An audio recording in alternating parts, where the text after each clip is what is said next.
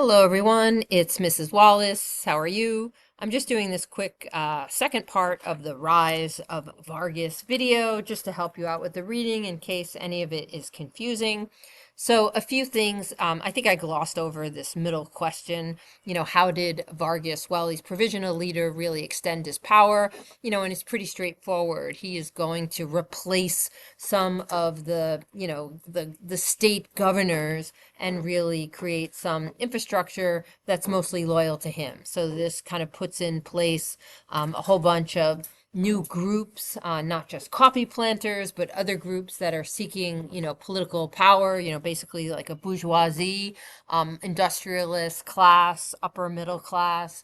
In this particular group is going to become very significant in a political sense, at the state level. And the interventors, those folks are going to kind of create a new type of infrastructure at the state level. And so a replacement of everything that was supporting the Paulistas. And of course, in 1932, the Paulistas will revolt, and there becomes a great strong crackdown against the Paulistas.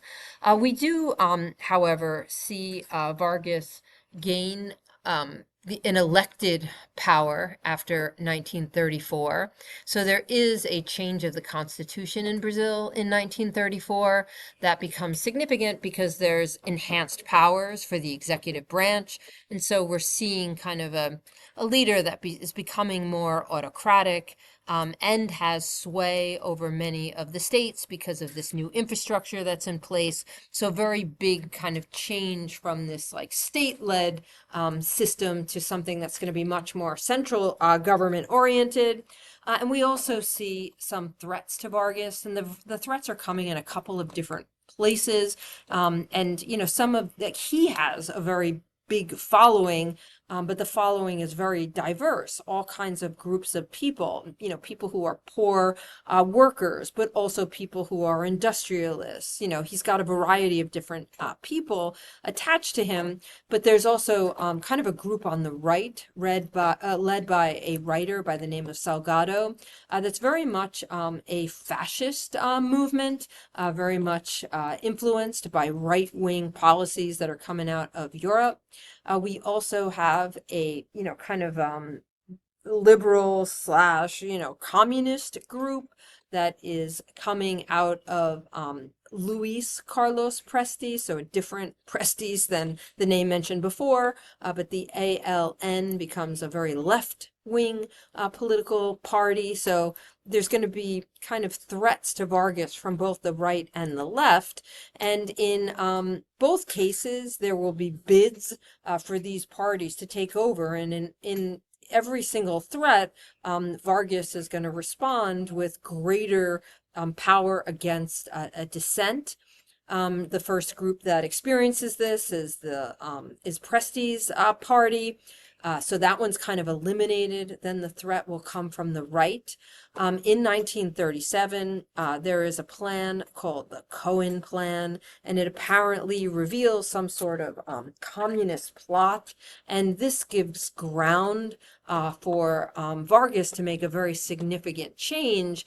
He goes on the radio and makes an announcement. It's actually televised too, but he goes on the media and makes an announcement that he is suspending the constitutional government because of this communist plot, and in a way seeking it as like a crisis that needs 100% central government, attention.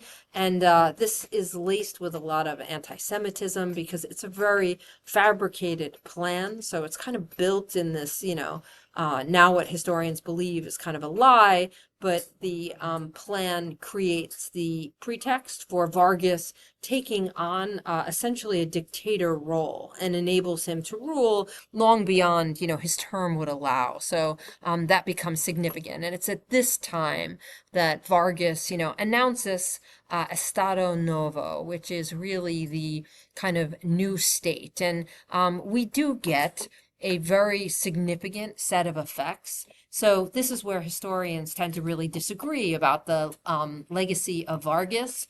He has quite a bit of support. He'll ultimately be ousted and then come back and be elected again. So he has a very interesting type of following, and there are some people who do follow him, especially some people who are poor.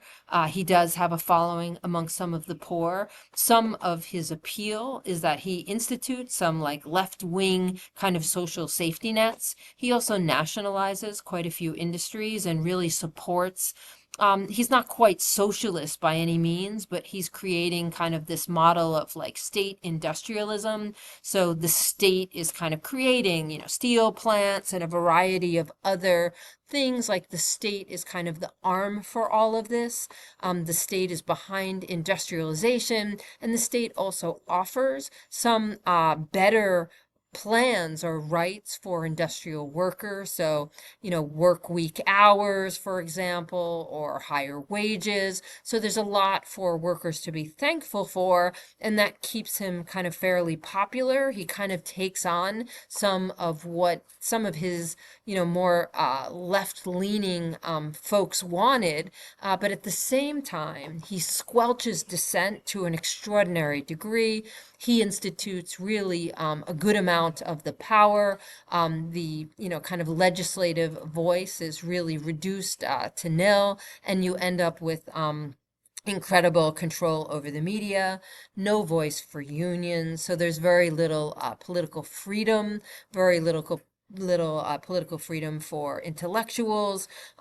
People are essentially, eliminated or exiled if they dissent. And this leads to essentially a one-party state, an incredibly autocratic regime. And some historians will look back on Estado Novo as a time of, serious state and dictator control, really almost in a realm of fascism.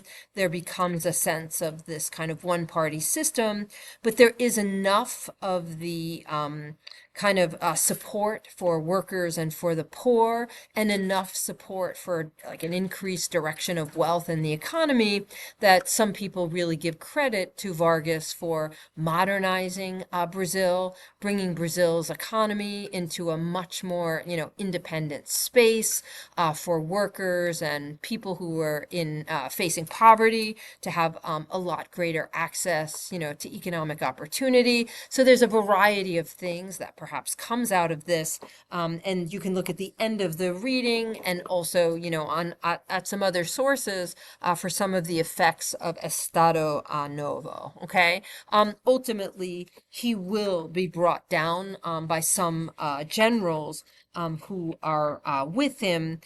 He will then ultimately come back as an elected official and then die from suicide in the 1950s. Okay, all of that becomes very dramatic in Brazil's history, but his time period is lengthy, and he really kind of creates this space for Brazil globally. But by like 1945, something that is of interest is he is connected to FDR quite a lot. There's a lot of aid from the US, but he is also catering to Germany, and so there's some aid from Germany. So he's like kind of in tandem with the Nazis at some point, but also with Roosevelt. And in time, some of this autocratic way of being is going to run challenging because of the way that the Nazis come to be perceived. So Vargas, ultimately goes on the side of the Allies and will fight campaign in World War II on the side of the Allies. And so check out that reading. The reading is called Brazil, Order and Progress. The First Republic is how it starts, and then read up to the end where you can see some of the effects of Estado Novo. Okay? Be well.